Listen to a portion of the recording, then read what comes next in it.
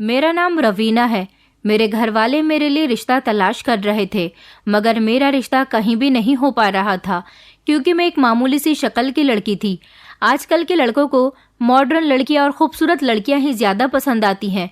हम जैसी घरेलू और कामकाज करने वाली लड़कियों की तो इस दुनिया में कोई अहमियत ही नहीं रही है। मेरे घर वाले चाहते थे कि जल्द से जल्द मेरी शादी हो जाए, क्योंकि मुझसे छोटी मेरी 2 बहनें और थीं और एक भाई भी था। फिर मेरे बाद उन लोगों की शादी भी होनी थी, लेकिन मेरा रिश्ता नहीं हो रहा था। इस वजह से मेरे मम्मी पापा बहुत परेशान थे। उन्होंने रिश्ते करवाने वाले लोगों से भी बात की हुई थी, जिनको वो काफ़ी सारे पैसे भी दे चुके थे, लेकिन अभी तक वो लोग हमारे मैच का रिश्ता लेकर नहीं आ रहे थे।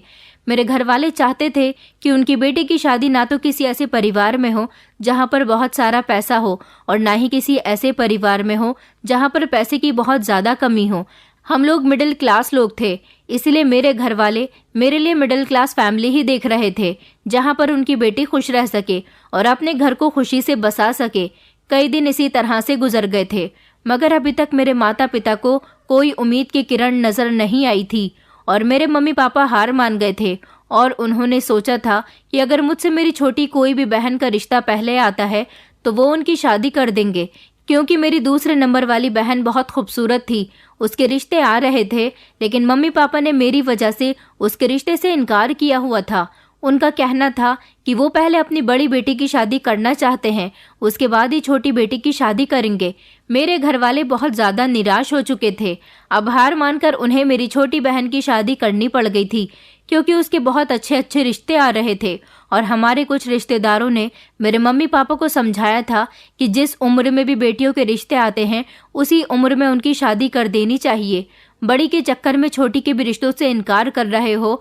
कहीं ऐसा ना हो जाए कि जब बाद में छोटी के लिए रिश्ते तलाश करने बैठो तो उसको भी कहीं रिश्ता ही ना मिले। अब जैसे बड़ी की तरह परेशान हो रहे हो, इसी तरह छोटी के लिए भी परेशान होते रहोगे। मेरे मम्मी पापा इस बात से बहुत डर गए थे, इसलिए उन्होंने मेरी छोटी बहन की शादी कर दी थी। जब से मेरी छोटी बहन की शादी हुई थी, मेरा तो जैसे शादी के नाम से ही खून खौल उठता था। अब मैं शादी करना नहीं चाहती थी। अभी तक मेरा रिश्ता आया भी नहीं था। मेरे मम्मी पापा हमेशा मेरे लिए परेशान रहते थे, मगर मैं उनसे कह देती थी कि आपको मेरे लिए परेशान होने की ज़रूरत नहीं है। अब मुझे शादी करने का कोई शौक़ नहीं है। अगर हुई तो कर लूँगी, और अगर नहीं हो सकी तो सारी ज़िंदगी इसी तरह से गुजार दूँगी। मम्मी कहने लगी कि बेटा, ऐसा नहीं हो सकता। एक न एक दिन हर लड़की को अपनी ससुराल जाना ही होता है। मैंने कहा, मैं तो ससुराल जाने से इनकार नहीं कर रही ना। अब मेरा रिश्ता नहीं लग रहा तो इसमें मेरी क्या गलती है? मैंने तो अपनी शादी की उम्मीद ही उठाकर रख दी थी। मेरी छोटी बहन की शादी को 2 साल हो गए थे, जबकि मेरी सबसे छोटी वाली बहन का भी रिश्ता लग चुका था। मेरे ही हाथों में शायद शादी की लकीर नहीं थी। काफ़ी समय इसी तरह से गुजर गया। फिर एक दिन मेरी ज़िंदगी में एक ऐसी खुशी आई जिसने मेरे होश उड़ा दिए थे। मेरी छोटी बहन हमारे घर पर अपने पति के दोस्त का रिश्ता लेकर आई थी।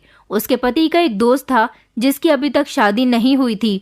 मेरी बहन ने बताया था कि उसके पति के दोस्त ने उसकी ही शादी में मुझे पसंद कर लिया था। न जाने उसे मेरे अंदर ऐसी कौन सी बात भाग गई थी जो उसने मुझसे शादी करने का फैसला कर लिया था। और वो बार बार मेरी बहन से कह रहा था कि तुम अपने घर जाकर अपनी बड़ी बहन के रिश्ते के बारे में बात करो, मैं उनसे शादी करना चाहता हूँ। अपनी बहन के मुंह से ये सब सुनकर मैं बहुत हैरान हुई थी। मुझे अपने कानों पर विश्वास नहीं हो रहा था। मेरी बहन ने जब मम्मी पापा से आकर इस बारे में बात की तो मेरे मम्मी पापा ने लड़के को देखने का फैसला किया था।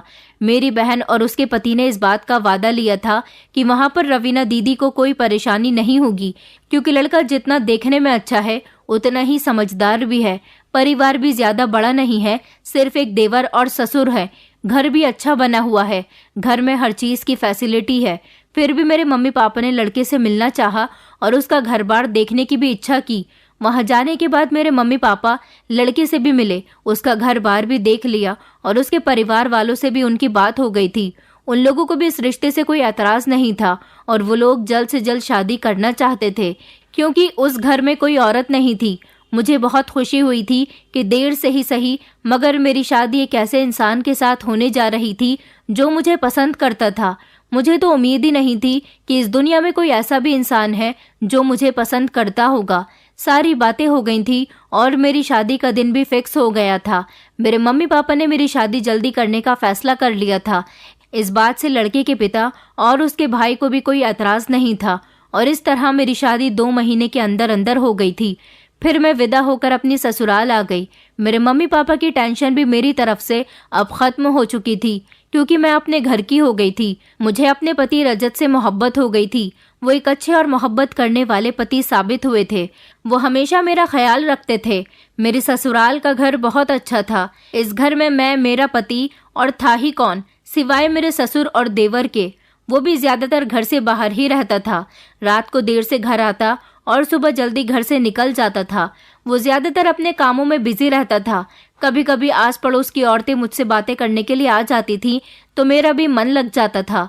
मेरे पति भी 9 बजे तक अपने ऑफिस के लिए निकल जाते थे, वरना सारा दिन मैं और मेरे ससुर ही घर में रहते थे।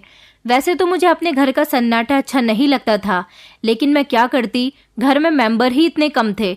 रजत ने शादी की पहली रात ही मुझे अपनी मोहब्बत का यकीन दिला दिया था। उनका कहना था कि जब मैंने तुम्हें पहली बार शादी के फंक्शन में देखा था तभी से तुम मुझे पसंद आ गई थी और मैं तुम्हें देखता ही रह गया था। और उस समय मैंने ठान लिया था कि मुझे अपनी जिंदगी का हमसफर सिर्फ तुम्हें ही बनाना है। और उसके बाद मैंने अपने दोस्त से बात की जो कि तुम्हारी बहन का पति था। अपने पति के मुंह से ये सारी बातें सुनकर मुझे बहुत शर्म आ रही थी। और फिर इस घर में रहते हुए मुझे ज्यादा दिन नहीं हुए थे। अपनी जिंदगी मुझे बहुत अच्छी लगने लगी थी। मैंने अब घर के सारे कामकाज करना शुरू कर दिया था। वैसे भी इस घर के कामकाज मुझे ही करने थे। मेरे पति मुझे 1-2 बार मायके भी ले गए थे, लेकिन मायके भी मैं ज्यादा नहीं जा सकती थी क्योंकि घर में सेवा करने के लिए मेरे ससुर भी थे। पहले जब मेरी शादी नहीं हुई थी तो वो लोग अपना जैसे तैसे गुजारा कर ही रहे थे, लेकिन अब मेरी शादी हो चुकी थी। मैं इस घर की बहू थी, इसलिए अब मेरा फर्ज बनता था कि मैं इस घर के एक एक मेंबर की सेवा करूं, उनकी ज़रूरतों का ख्याल रखूं। मेरा देवर सुबह ही 7 बजे अपने काम के लिए निकल जाता था। सुना था कि वो किसी फैक्ट्री में काम करता है जहां पर उसका सुबह जाना बहुत ज़रूरी होता है क्योंकि फैक्ट्री की सारी जिम्मेदारी उसके हाथों में थी। मेरा देवर अच्छा खासा कमाता था, लेकिन अपना कमाया हुआ सिर्फ अपने पास ही रखता था। मुझे उसे सुबह उठते ही नाश्ता देना पड़ता था। फिर उसके बाद मैं अपने ससुर जी के कमरे में नाश्ता रख आती थी।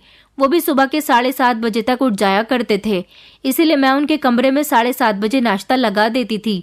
वो जैसे ही उठते थे तो फ्रेश होकर नाश्ता कर लिया करते थे। मैं इस घर के सारे काम करती थी, इस घर की जिम्मेदारी मैं अच्छी तरह से संभाल रही थी। लेकिन जब सब कुछ अच्छा हो रहा था तो फिर ना जाने क्या बात थी जो एक बार मुझे बुरी तरह से चुभने लगी थी। मैं हमेशा ये बात नोटिस करने लगी कि मैं जब अपने कमरे से बाहर निकलती हूँ तो मेरा ससुर मुझे बड़ी गहरी नजरों से देखता था। मैं जैसे अपने आप में ही सिमट सी जाती थी। मुझे उनके इस तरह से देखने से बहुत शर्म महसूस होती थी। मैं अपना हुलिया ठीक करती हुई रोज के कामों में बिजी हो जाती थी, लेकिन उनकी वो नजरें जैसे मेरे पूरे शरीर पर गड़ जाती थी और सारा दिन जो मुझे अपने शरीर पर ही महसूस होती थी। शुरू में तो मैंने उसको अपना वहम समझा था, लेकिन फिर जब लगातार ही ऐसा होता रहा तो मुझे इस बात का यकीन हो गया कि मेरे ससुर मुझ पर बुरी नज़र रखे हुए हैं। वैसे भी सारा दिन मैं और मेरे ससुर घर में अकेले होते थे। दोनों भाई घर से निकल जाया करते थे। जब से मुझे इस बात का यकीन हुआ था तो मैं यही सोचती थी कि मैं कम से कम अपने कमरे से बाहर निकला करूं, लेकिन एक ही घर में रहते हुए ऐसा करना मेरे लिए मुमकिन नहीं था। हमेशा वो मुझे देखा करते तो देखते ही रहते थे। वो ये तक भूल जाते थे कि उन्हें पलकी भी झपकनी है। इतनी उम्र में आकर भी मेरे ससुर अपनी बहू पर नजर रखे हुए थे।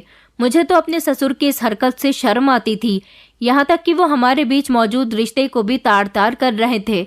ऐसे में मैं बहुत घबराहट का शिकार हो जाती थी क्योंकि सारा दिन अपने ससुर के आमने सामने मुझे रहना पड़ता था। आखिर ऐसा कब तक हो सकता था?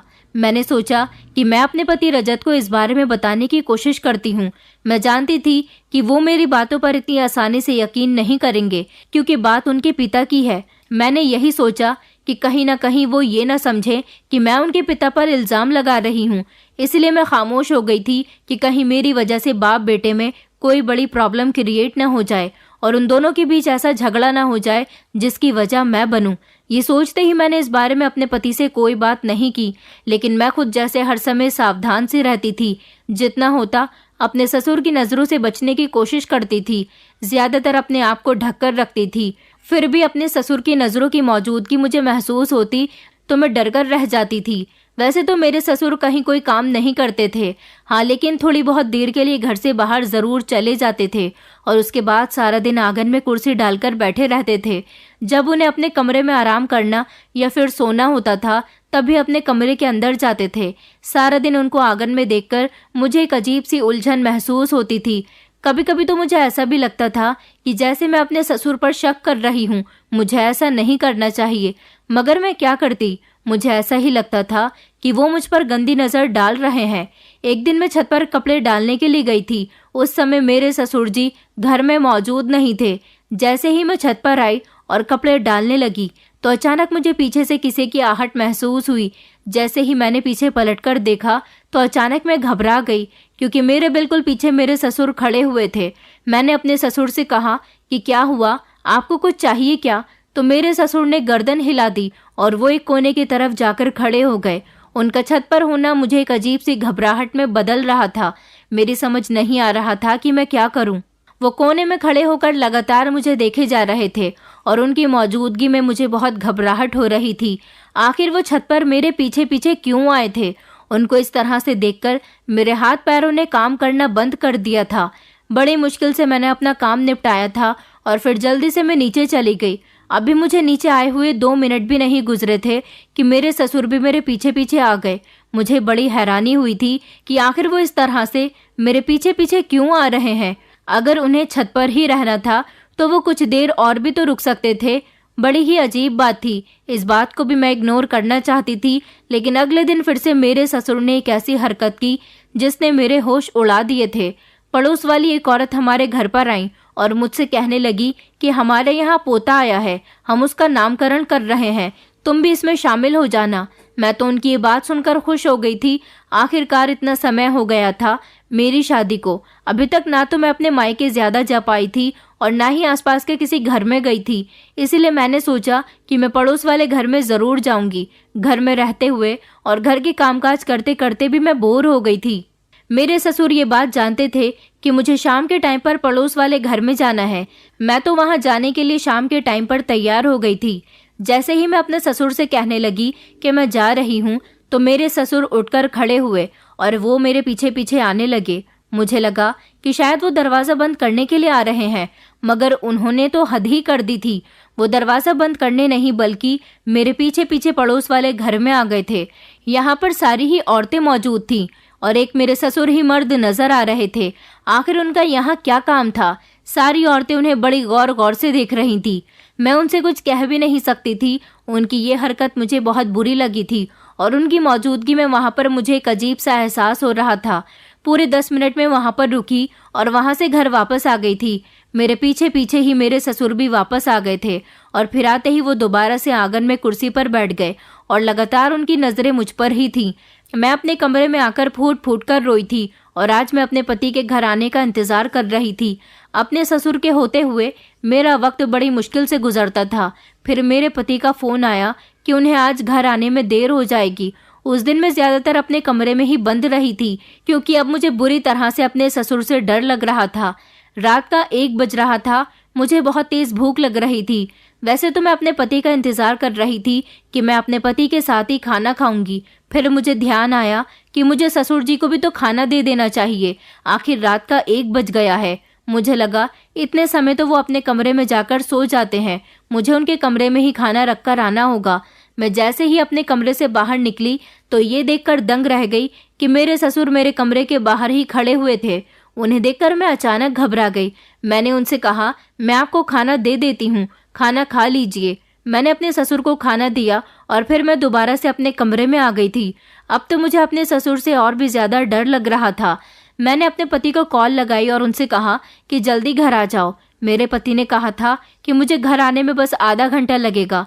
रात के लगभग 2 बजे मेरे पति घर पर आए थे, जब तक मेरे ससुर अपने कमरे में जाकर सो चुके थे। मेरे पति और मैंने एक साथ खाना खाया। इस दौरान मैं अपने ससुर के बारे में उनसे बात करना चाहती थी, मगर उन्होंने कहा कि मुझे तो बहुत तेज नींद आ रही है, खाना खाने के बाद जल्दी से लाइट ऑफ कर देना, मुझे सोने देना, मैं बहुत थक चुका हूँ। और इसी वजह से मैं अपने पति से कोई बात नहीं कर पाई थी। सुबह मेरे पति को जल्दी ऑफिस जाना था, क्योंकि इन दिनों उनके ऑफिस में काम बहुत ज्यादा बढ़ गया था। मेरे पति घर में नहीं होते तो मैं अपने कमरे को अंदर से बंद कर लेती थी। घर का काम भी बड़ी मुश्किल से हो पा रहा था क्योंकि अब मैंने उनके सामने जाना बहुत कम कर दिया था। ज़्यादा से ज़्यादा मैं उनकी नज़रों से बचने की कोशिश करती थी। कभी अगर किसी काम से मैं कमरे से बाहर निकलती और बाद में कमरे के अंदर आती तो दरवाज़ा खुला रह जाता तो मुझे अजीब सी घबराहट महसूस होती थी। इसलिए मैं वापस कमरे को अंदर से बंद कर लेती थी और जब तक मेरे पति रात को घर वापस नहीं आ जाते थे मैं दरवाज़ा नहीं खोलती थी। रात को मैं उनसे फ़ोन करके कह देती थी कि मैंने खाना नहीं बनाया, आप खाना बाजार से लेते आना। मेरे पति मुझसे कोई सवाल जवाब नहीं करते। घर में हम 3 लोग ही तो होते थे, इसलिए वो खाना बाजार से लेकर आ जाते थे, जबकि मेरा देवर तो ज़्यादातर बाहर से ही खाना खाता था। मेरे ससुर की इन हरकतों ने मेरे ऊपर बहुत बुरा असर डाला था।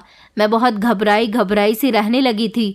एक दिन मेरी मम्मी की कॉल आई। मैंने उनको इस बारे में सब कुछ बता दिया तो मेरी मम्मी कहने लगी कि ऐसा नहीं हो सकता, तुम्हारे ससुर एक अच्छे इंसान हैं, वो तुम पर भला गलत नज़रें कैसे डाल सकते हैं। अब मैं अपनी मम्मी को भी यकीन कैसे दिलाती, इसलिए उनके सामने भी मैं इस बात को ज़्यादा नहीं लाती थी। दिन ब दिन मेरी घबराहट बढ़ती जा रही थी और हमेशा मैं परेशान रहने लगी थी। जबकि एक दिन मेरे अंदाज को महसूस करते हुए रजत ने भी मुझसे पूछा कि रवीना, आखिर क्या बात है, तुम हमेशा इतनी घबराई हुई क्यों रहती हो, आखिर क्या बात है जो तुम्हें परेशान कर रही है। रजत ने मुझसे मोहब्बत भरे शब्दों में पूछा तो मैं उन्हें बताते बताते रह गई। मेरे मुंह से उनके पिता के बारे में कुछ भी गलत नहीं निकल रहा था, लेकिन फिर भी मैंने खुद को रोक लिया था। मैंने यही सोचा था कि कहीं रजत मुझे ही गलत न समझ बैठे। आखिर वो उनके पिता हैं, इस घर के बड़े हैं। अगर रजत ने मुझे गलत समझ लिया और इस बात की वजह से हमारे रिश्ते में दरार पड़ गई तो शायद जिंदगी भर ये दरार नहीं निकल पाएगी। वैसे भी मेरी शादी इतनी मुश्किल से हुई थी और फिर रजत मुझसे बहुत प्यार करते थे। शायद उन जैसा हमसफ़र मुझे कभी नहीं मिल सकता था। बस यही सब सोचते हुए मैं खामोश हो गई थी और रजत को टाल दिया था। यही कहा था कि मैंने कभी इतनी सारी जिम्मेदारियां नहीं उठाई हैं, अब जिम्मेदारियों के बोझ तले दबकर रह गई हूँ, इसीलिए कभी कभी घबरा जाती हूँ। धीरे धीरे इन सब की मुझे आदत हो जाएगी, आप फिक्र मत करो। मैंने रजत को जैसे तैसे टाल तो दिया था, लेकिन मेरे दिल में अभी भी अपने ससुर के खिलाफ सब कुछ वैसा का वैसा ही था और मेरे ससुर की आदत भी अब बदली नहीं थी। लेकिन आज तो हद ही हो गई थी। मेरी शादी को 5 महीने हो चुके थे। मेरे ससुर की तबीयत कुछ ठीक नहीं थी, इसलिए आज वो ज़्यादातर अपने कमरे में मौजूद थे। मैं अपने ससुर के लिए परहेज का खाना बनाने के लिए किचन में चली गई, जबकि वो मेरे कमरे से बाहर निकलने की आहट सुनकर अपने कमरे से बीमारी की हालत में ही बाहर आकर आंगन में रखी हुई कुर्सी पर बैठ गए थे। मैं किचन में काम कर रही थी, लेकिन उनकी नज़रें लगातार मुझ पर जमी हुई थी, क्योंकि हमारा किचन आंगन के ही एक कोने में बना हुआ था। उनकी नज़र तो मुझ पर ऐसी जमी हुई थी जैसे वो मुझे खाना चाहते हों। उनकी नज़रों की आहट महसूस करते हुए मेरा पूरा शरीर कांप रहा था। मैंने अपने आप पर काबू पाते हुए जल्दी से उनका खाना तैयार किया और बर्तन में निकालकर अपने ससुर को दे दिया था। मेरे ससुर ने खाने की ट्रे थाम ली थी और फिर उस समय भी उन्होंने मुझे बड़ी गौर से देखा था। इतनी गौर से देखा था कि मैं अंदर तक कांप उठी थी। मैं फौरन वहां से अपने कमरे में आ गई और आते ही मैंने अंदर से दरवाजे को कुंडी लगा ली थी।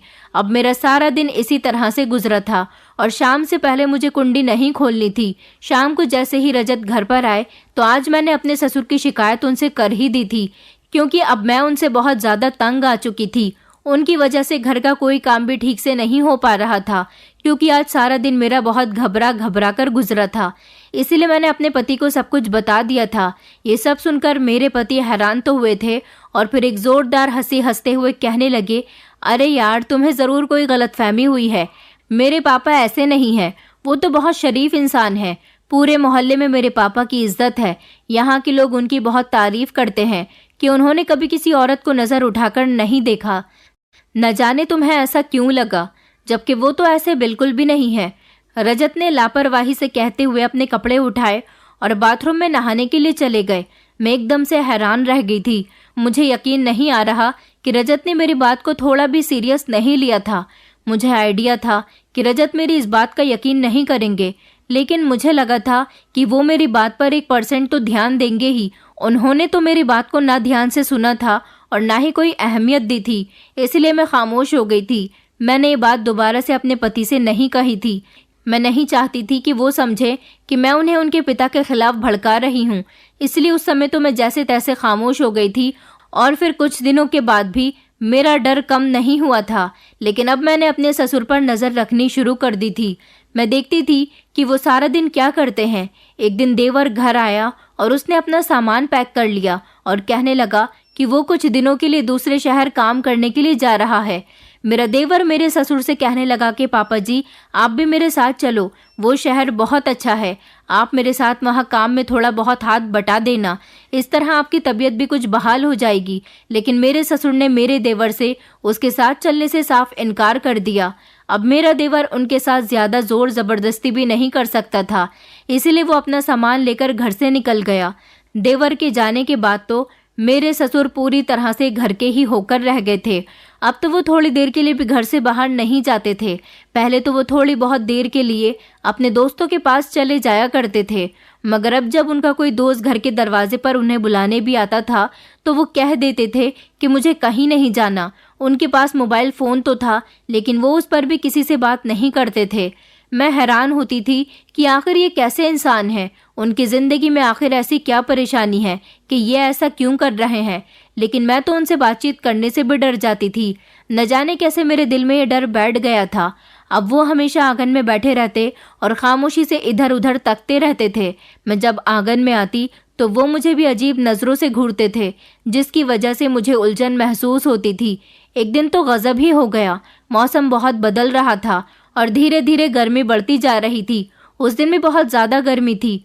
मैं किचन में काम करके काफ़ी बुरी तरह से पसीने में भीग चुकी थी।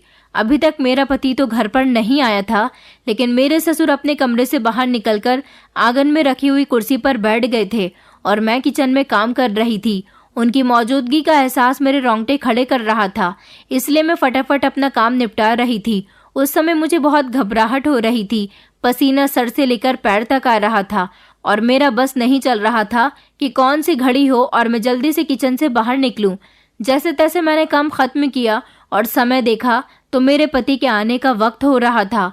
इसलिए जब मैंने अपनी हालत देखी तो पसीने की वजह से मेरे सारे कपड़े भीग चुके थे और अजीब सी बदबू मेरे अंदर से आ रही थी।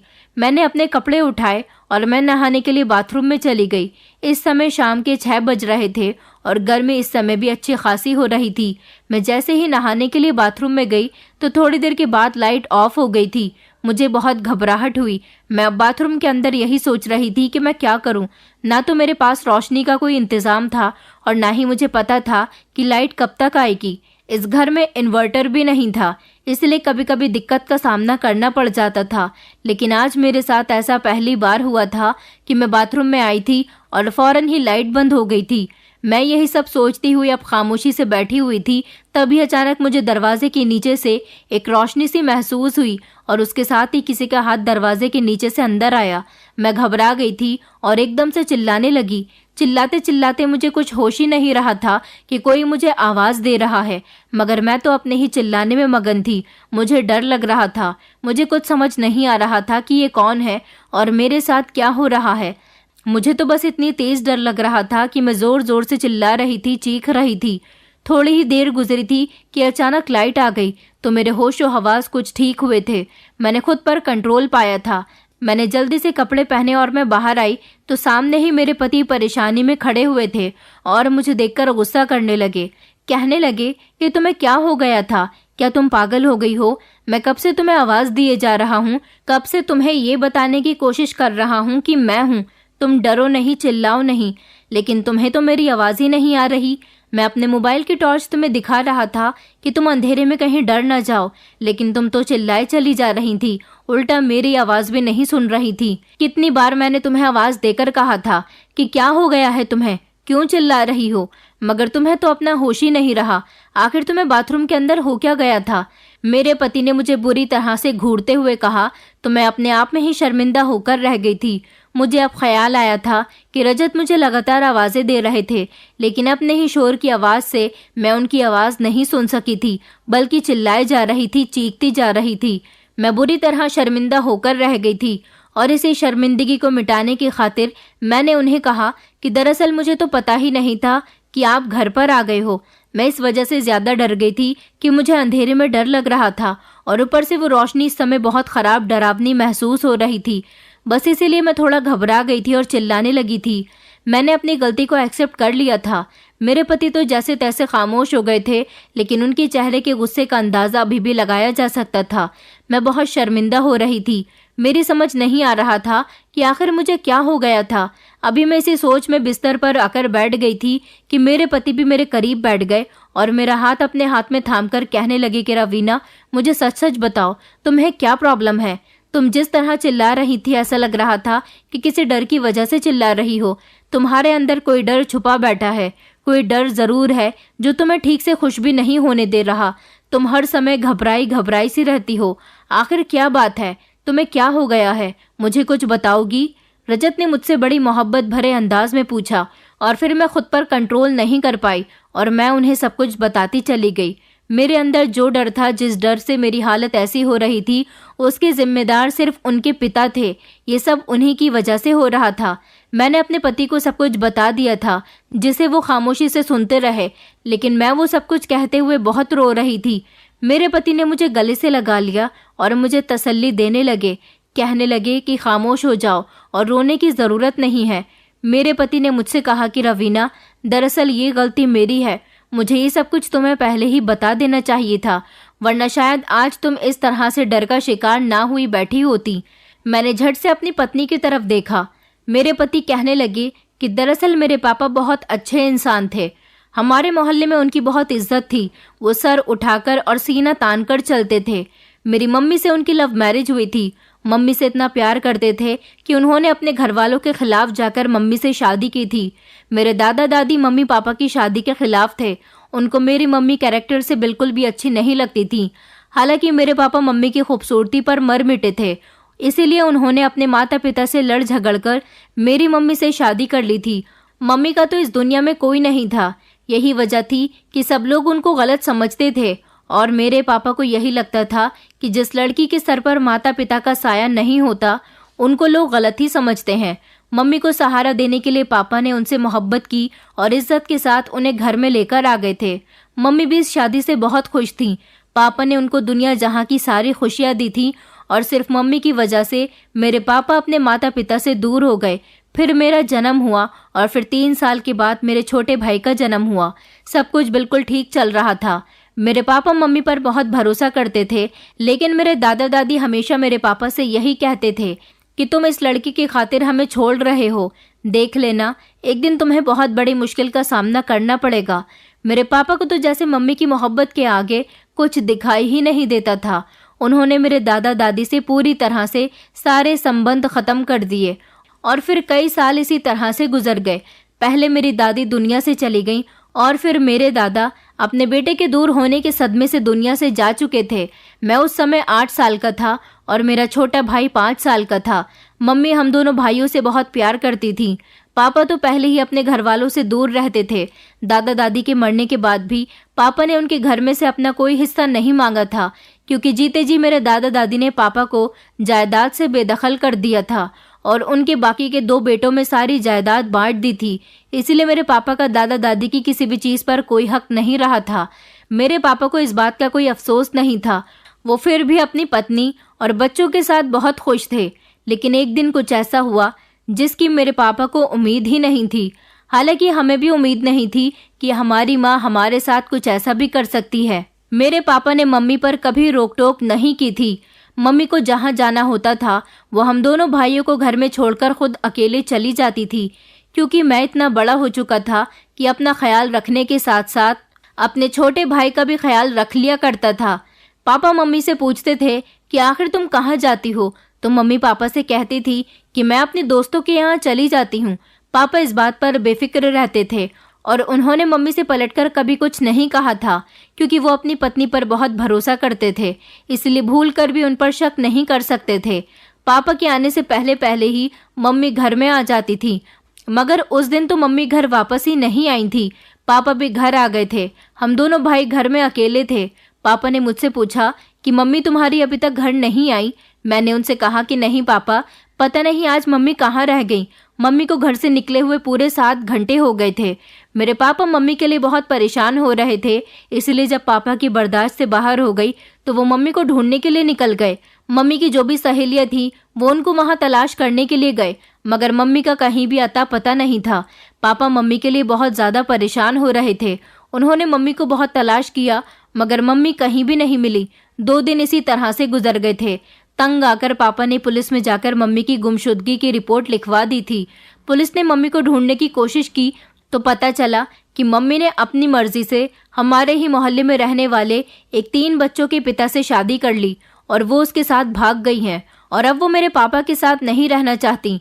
पुलिस वाले इस मामले में कुछ नहीं कर सकते थे क्योंकि यह हमारा घरेलू मैटर था। हाँ, इतना जरूर था कि उन लोगों ने मम्मी का पता लगाकर पापा को सारी इन्फॉर्मेशन दे दी थी, लेकिन ये खबर सुनकर मेरे पापा बुरी तरह से टूटकर रह गए थे।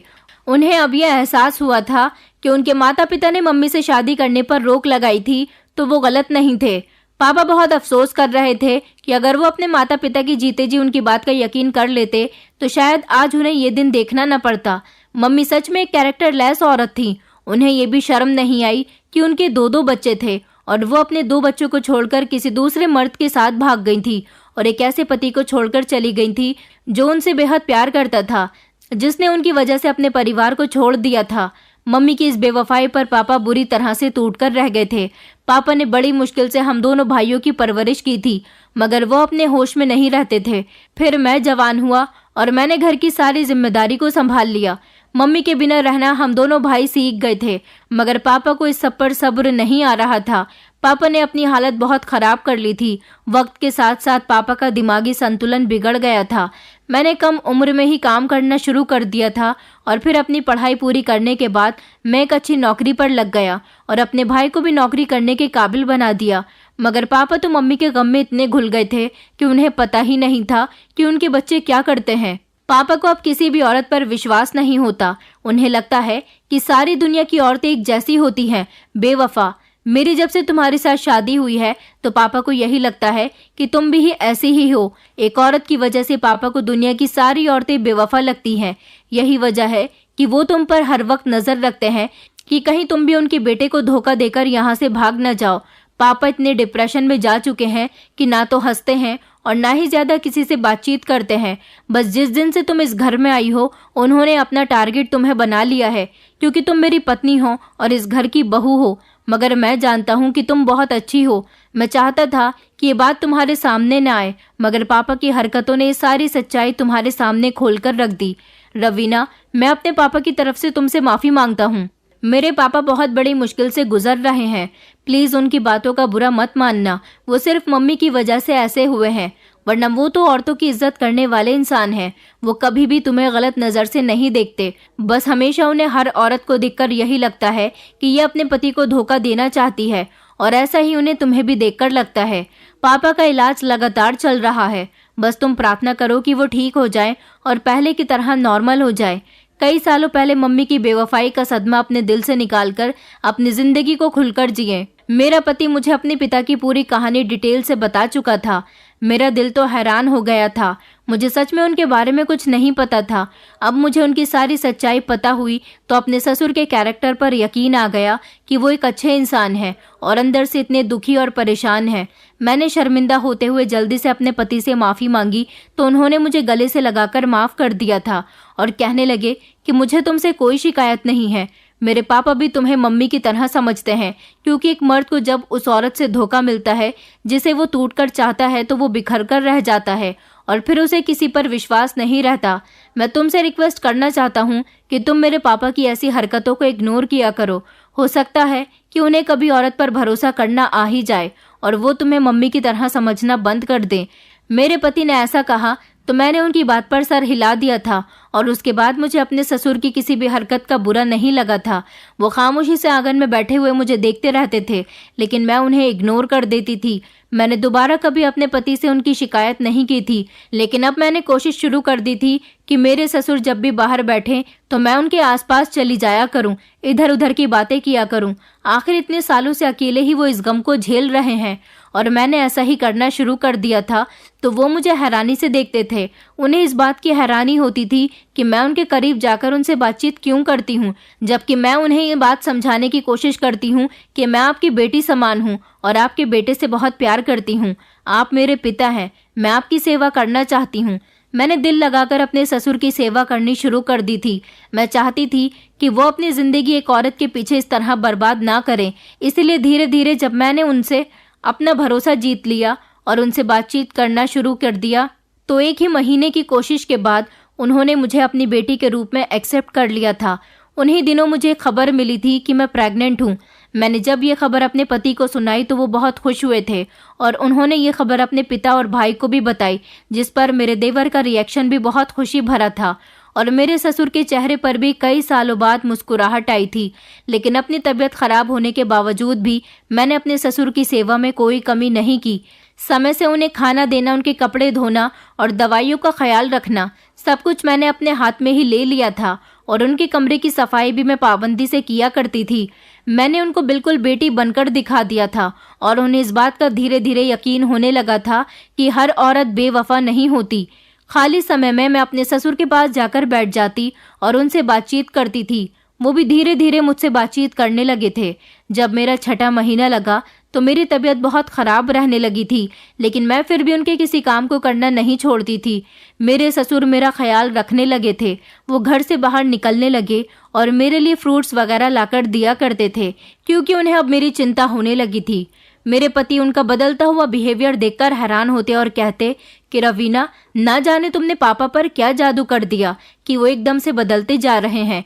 जबकि मैं उन्हें ये बात समझा नहीं पाई थी कि उन्हें सिर्फ मोहब्बत और तवज्जो की ज़रूरत थी, और जब उन्हें मोहब्बत और तवज्जो मिलनी शुरू हुई तो धीरे धीरे उनका बिहेवियर बदलने लगा।